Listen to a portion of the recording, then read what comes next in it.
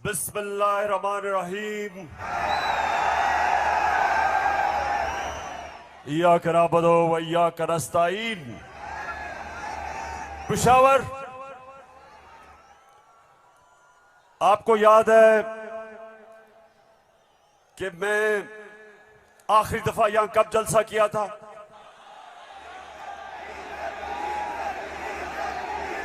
जब एक बैरूनी साजिश के तहत हमारी हुकूमत को गिराया गया, तो पहला जलसा मैंने उसके बाद अपने पेशावर की आवाम के पास आके किया। और माशाअल्लाह पेशावर, जब भी मैं आपको कॉल देता हूं, कभी आपने मुझे मायूस नहीं किया। बहुत बहुत शुक्रिया। अच्छा पेशावर, आज मैंने बात तो आपसे करनी थी सैलाब की। कल मैं सखर गया और मैं आपको यकीन दिलाता हूं कि अल्लाह ने हमारे पाकिस्तानियों को, खास तौर पे सिंध, बलूचिस्तान,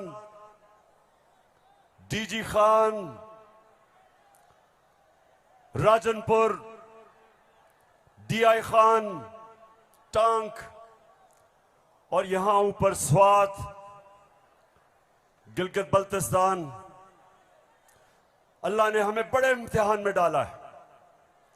और सिंध में खास तौर पे मैं बात तो सिंध की करना चाहता था कि बहुत हमारे सिंध के पाकिस्तानी बड़ी मुश्किलों में हैं। लेकिन मैं आज बात करना चाहता हूं, जिस तरह का प्रोपेगेंडा चल रहा है, और खास तौर पे कल एक बड़ा मुनज़्ज़म प्रोपेगेंडा चला है, तो मैं उसके ऊपर पहले बात करूंगा और फिर आपसे पेशावर मजीद बातें होंगी। सबसे पहली चीज, मेरे पाकिस्तानियों, हम सबको एक चीज समझनी चाहिए कि कोई कौम, पेशावर, मेरी कोशिश ये है कि मेरा ये सारे जो नौजवान यहां खड़े हैं, मैं आपकी तरबियत भी करूं, आप में सियासी शऊर पैदा करूं, आपको समझाऊं कि हकीकी आजादी क्या है, आपको समझाऊं कि ला इलाहा इल्लल्लाह ये कैसे एक इंसान को आजाद करता है। कैसे जब अल्लाह से आप दावा करते हैं कि अल्लाह तेरा सिवा कोई खुदा नहीं, तो आप अपनी वो जंजीरें तोड़ते हैं जो इंसान को जमीन पे रखता है, इंसान की परवाज रोकता है। ये जंजीरें परवाज रोकती हैं इंसान की, उसकी अजमत की। और मेरे नबी सल्लल्लाहु अलैहि वसल्लम ने मदीना में ला इलाहा इल्लल्लाह से इंसानों को आजाद कर दिया। छोटे इंसान बड़े इंसान बन गए। वो अरब जिनकी कोई हैसियत नहीं थी, चंद सालों में, पेशावर, चंद सालों में दुनिया की इमामत की उन्होंने। ये तारीख का हिस्सा है। और मेरी भी कोशिश है कि मैं अपनी कौम की जो जंजीरें बंधी हुई हैं जमीन से, जो हम ऊपर परवाज नहीं कर पा रहे हैं, मेरी भी कोशिश ये है कि मैं अपने नबी सल्लल्लाहु अलैहि वसल्लम की सुन्नत पे चलते हुए अपनी कौम को जगाऊं और कौम को आजाद करूं, ताकि ये जंजीरें टूटे और मेरी कौम ऊपर परवाज करे। तो सबसे पहले ये जो प्रोपेगेंडा किया जा रहा है, ये जो चोरों का टोला एक अमरीकी साजिश के तहत इस मुल्क पर मुसल्लत किया गया, ये जो साजिशी टोला ये जो इस मुल्क का 30 साल से खून चूस रहा था, आज हमारे ऊपर बिठाया गया हमारी बेहतरी के लिए नहीं, इस कौम को नीचा बनाने के लिए, कमजोर करने के लिए। और इसलिए मैं आपके पास आया हूं, दूसरी दफा आया हूं कि पेशावर, मैंने इंशाअल्लाह आपको अपनी हकीकी आजादी की तहरीक में शामिल करके पाकिस्तान को एक अज़ीम कौम बनाना है। जो इलामा इकबाल की ख्वाब थी, वो कौम जो कि इंशाअल्लाह वर्ल्ड लीडर्स बनाएगी, जो खुशहाल होगी, जिधर हरे पासपोर्ट की दुनिया इज्जत करेगी, जिधर जब, और इंशाअल्लाह एक दिन आएगा जब हमारे पाकिस्तान से बाहर जाएंगे तो दुनिया कहेगी कि वो देखो पाकिस्तानी आ रहा है।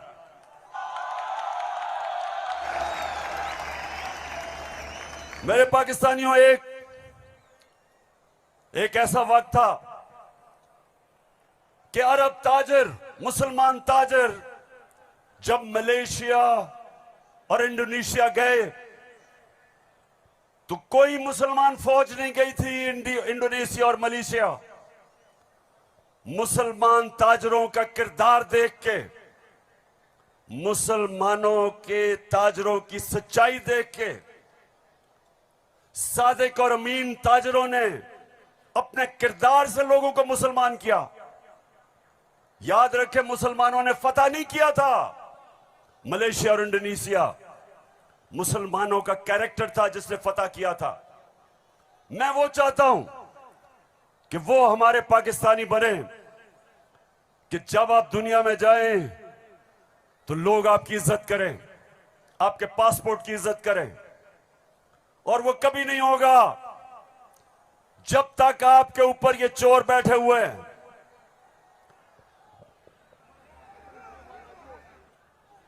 शहबाज शरीफ, मैं चाहता हूं पेशावर जरा गौर से, क्योंकि आज मैंने बड़ी वीडियोस दिखानी है आपको।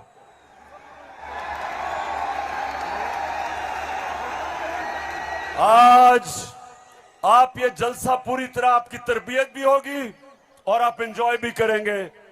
तो मैं जो आपको कह रहा था, फिर से मैं जो आपको कह रहा था कि मैं चाहता हूं कि मेरी कौम एक खुददार, गैरतमंद कौम हो, क्योंकि ला इलाहा इल्लल्लाह इंसान को गैरत देता है। जो ला इलाहा इल्लल्लाह दिल में जिसके चले जाता है, वो किसी झूठे खुदा के सामने नहीं झुकता।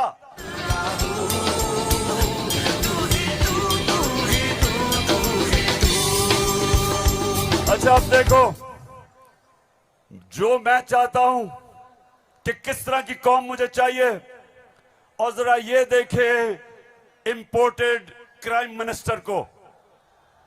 मैं सऊदी अरब से होके आया हूं, मैं यूएई के होके, अभी मैं तुर्की होके आया हूं, और मैंने उन भाइयों को कहा कि आप हमारे बड़े अजीम भाई हैं, हमेशा आपने हमारी मदद की। और मैंने यही कहा, जब मैं आया हूं तो आप समझेंगे शायद ये मांगने आया है, मैं मांगने नहीं आया। मैं आया हूं तो आप समझेंगे शायद ये मांगने आया है, मैं मांगने नहीं आया, लेकिन मजबूरी है। जिस तरह माजी में 75 साल में आपने हमारा हाथ बटाया है, कुछ अर्सा आप हाथ बटा। मैंने कहा मैं वादा करता हूं कि इंशाअल्लाह हम पूरी कौम, हम मिलकर दिन रात मेहनत करेंगे, पसीना गिराएंगे, अपने पांव पे खड़े होंगे। क्यों पेशावर, सुन लिया? ऐसे आदमी को आप अपना प्राइम मिनिस्टर मानते हो?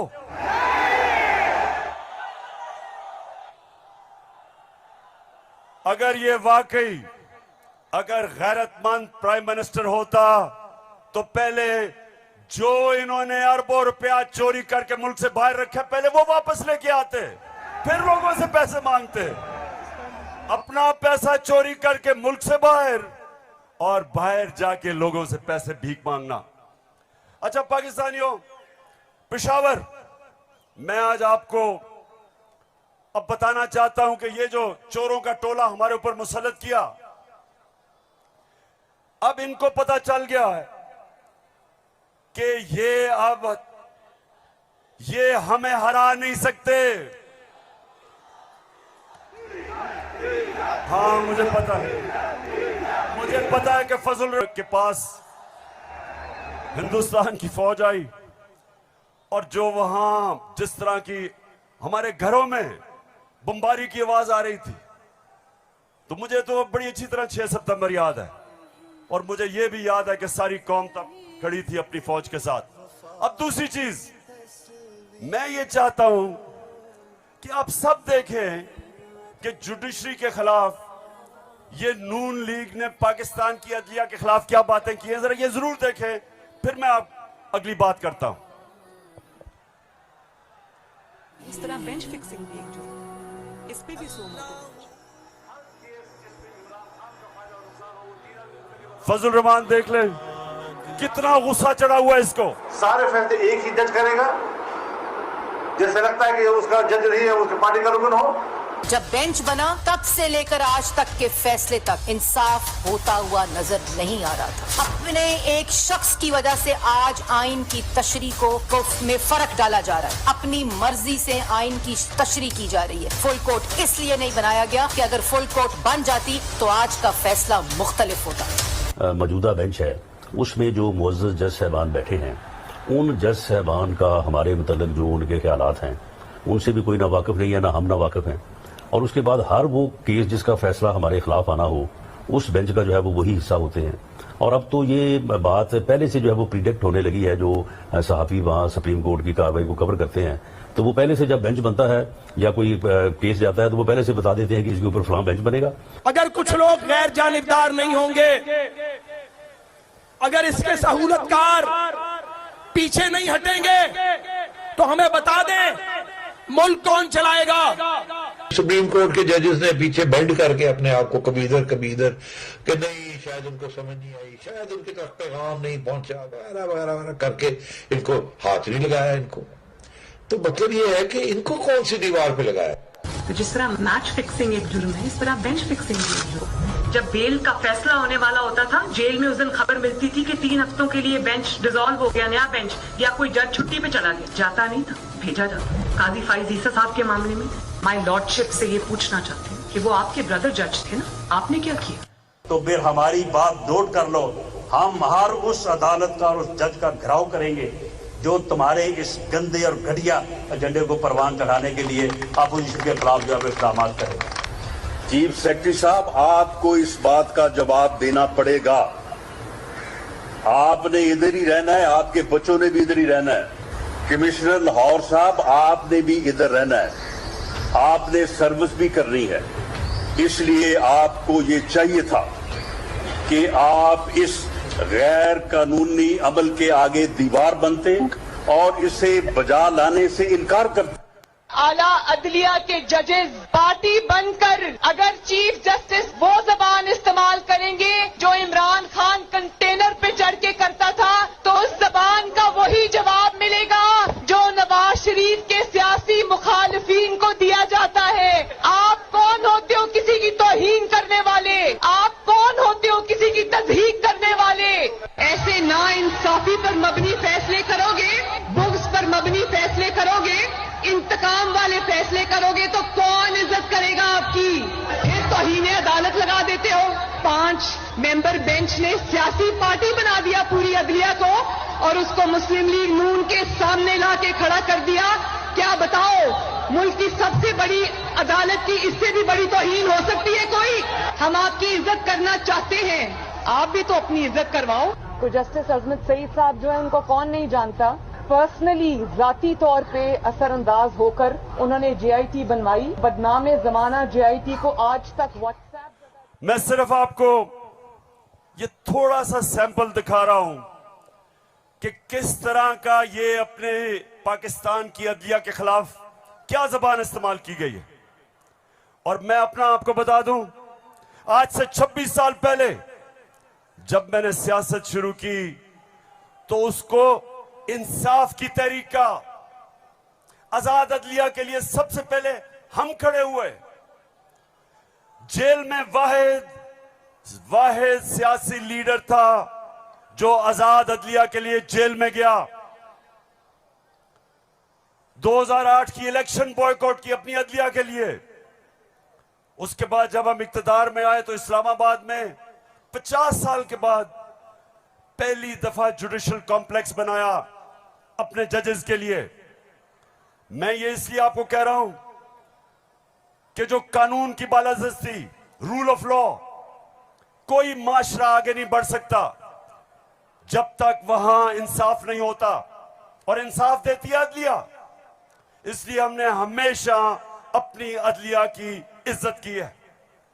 ये जो नून लीग के लोग हैं जो आज जिस तरह की जबान इस्तेमाल कर रहे हैं, सोशल मीडिया पे अटैक कर रहे हैं इस्लामाबाद के चीफ जस्टिस को, ये कभी, मैं आपको ये बता रहा हूं कि मैंने कभी अपनी पार्टी को इजाजत नहीं दी कि अदलिया को अटैक करे, क्योंकि आखिर में इंसाफ होगा तो मुल्क में खुशहाली आएगी, और इंसाफ अदलिया देती है।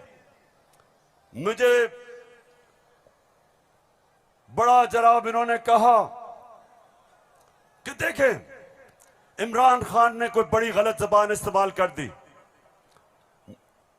मैं आप सबके सामने आज ये कहना चाहता हूं कि मैं अपनी अदलिया की इज्जत करता हूं, लोअर कोर्ट्स की इज्जत करता हूं, वो लोअर कोर्ट्स जो आम इंसानों की खिदमत करते हैं। और मुश्किल हालात में अगर एक मैजिस्ट्रेट ज़ेबा के खिलाफ ऐसे लगा कि मैंने कोई सख्त जबान इस्तेमाल की, उसकी वजह थी मैं शहबाज गिल को देख रहा था, उसके ऊपर तशद्दुद हुआ, उसको जिसको कहते हैं कस्टोडियल टॉर्चर, उसको हवालात में बंद करके तशद्दुद किया गया, नंगा किया गया। और उसकी जब हमने देखा उसके हालात और उसके ऊपर प्रेशर डाला गया कि मेरे खिलाफ स्टेटमेंट दे, मेरे ही उसके ऊपर अगर ज्यादा ऐसे लगा सख्त स्टेटमेंट है, ये मेरा मकसद नहीं था। कभी मैं ये नहीं समझ सकता कि मैं किसी जज को धमकी दूं, लेकिन मैं आज सबको ये कहना चाहता हूं कि इस मुल्क में जब तक इदारे मजबूत और ताकतवर नहीं होंगे, मुल्क ऊपर नहीं आएगा। आज अगर मगरिब के अंदर खुशहाली है तो वहां इंसाफ है। जितना ज्यादा इंसाफ और कानून की बालादस्ती, उतना खुशहाल माशरा। तो मेरी तो पहले दिन से यह स्ट्रगल है। तो पेशावर सबको मैं आज पैगाम देना चाहता हूं कि ये जो कोशिश की जा रही है तहरीक इंसाफ को इदारों से लड़ाने की, ये कौम सब समझ गई है। कौम में सियासी शऊर आ गया है। लोग एक एक चीज, कभी भी पाकिस्तान के अंदर अवाम और बच्चे और नौजवान और मेरी ख्वातीन बहनें, कभी इस तरह का शऊर और बेदारी नहीं थी जो अल्लाह के फजल से आज पाकिस्तान में है। तो ये जो चोरों का टोला, ये जो बार बार कोशिश कर रहा है कि तहरीक इंसाफ को दीवार से लगाया जाए, सब सुन लो कि जितना तुम मुझे दीवार से लगाओगे उतना मैं और तुम्हारे से मुकाबला करूंगा, लड़ूंगा तुम्हारे से। अपनी सारी कौम, सारी कौम के पास जा रहा हूं। 7 महीने से मैं पब्लिक में हूं, हर शहर में जा रहा हूं, अपनी कौम को तैयार कर रहा हूं कि मेरे पाकिस्तानियों, जब मैं तुम्हें कॉल दूंगा तुमने निकलना है मेरे साथ। है ये राहे अमल, आओ हम सब साथ चले, मुश्किल हो या आसानी, हाथ में डाले हाथ चले। धड़कन है पंजाब मगर दिल अपना मैदान है।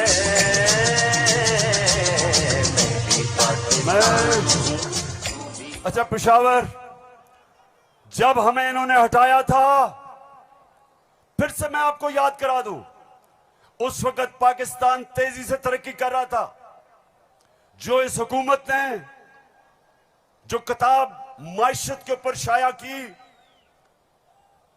जिसको कहते हैं इकोनॉमिक सर्वे ऑफ पाकिस्तान, उसके अंदर पाकिस्तान 17 साल के बाद सबसे तेजी से हमारी माइशत ऊपर जा रही थी।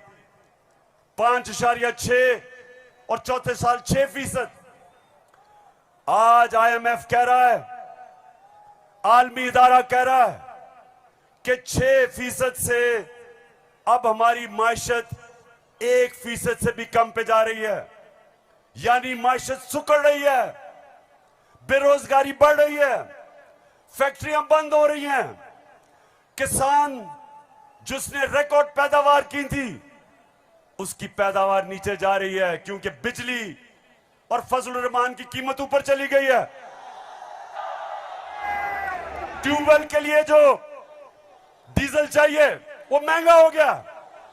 बिजली, अच्छा बिजली के बिल जिन जिन के पास आए हैं जरा मुझे हाथ खड़े करके बताएं,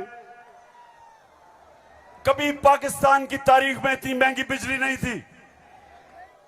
क्या हुआ कि 4 महीने में कौन सी क़यामत आ गई कि बिजली की कीमत 18 रुपए यूनिट से 36 रुपए यूनिट और टैक्सेस मिला के 50 रुपए यूनिट पे बिजली पहुंच गई है।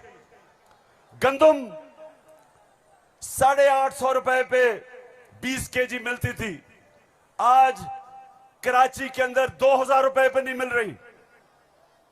बलूचिस्तान में देखें गंदम की कीमत किधर गई।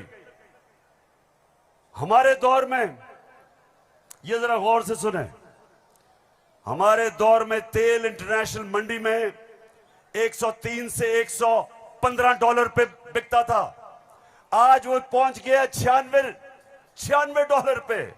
तेल की कीमत इंटरनेशनल मंडी में कम हो गई है, लेकिन हमारे दौर में 1 लीटर पेट्रोल 150 रुपए और 1 लीटर फजलुर रहमान 145 रुपए, आज 234 पे पहुंच गया। बिजली दुगनी, पेट्रोल डीजल ऊपर, सब कुछ महंगा और रुपया गिर रहा है। IMF के प्रोग्राम के बावजूद रुपया गिर रहा है। IMF ये कहता है कि आगे पाकिस्तान के जो माशी हालात है वो और बिगड़ने वाले हैं, बिजली की कीमत अभी और बढ़ेगी, GST लगेगा 17%, कीमत और ऊपर, पेट्रोल डीजल और ऊपर। तो मेरे पाकिस्तानियों, आज हम नहीं, IMF कह रहा है कि पाकिस्तान श्रीलंका की तरफ जा रहा है, यानी माशी तबाही की तरफ जा रहा है। तो सवाल आज ये है कि वो कौन थे, वो कौन मुजरिम थे, कौन इस कौम के गद्दार थे जिन्होंने बैरूनी साजिश का हिस्सा बन के इस मुल्क में आपकी हुकूमत कराई और इन चोरों को लेके आए।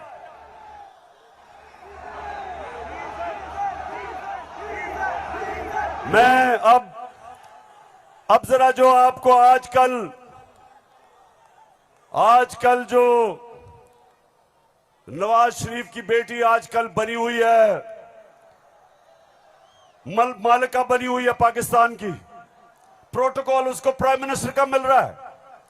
जरा मैं सारी कौम के सामने बताना चाहता हूं कि इसका सबसे बड़ा मसला यह है कि इससे सच नहीं बोला जाता। जरा ये आप फिल्म शो देखें ना, आपकी इनकम इतनी है कि आपको ये प्रॉपर्टी आप ले सकते हैं कि आपने मेफेयर के अंदर जो आपकी 4 अपार्टमेंट्स हैं उनकी 1 अरब से ज्यादा, 1 अरब रुपए से ज्यादा उनकी कीमत है।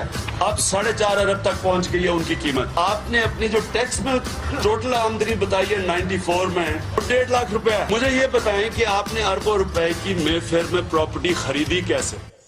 सुन लिया, ये आज से 10 साल पहले मैंने पूछा कि बताएं आपने आमदनी तो अपनी दिखाई नहीं, तो ये अरबों रुपए की बर्तानिया के सबसे महंगे शहर लंदन के सबसे महंगे इलाके में आपने अरबों रुपए की प्रॉपर्टी कैसे ली?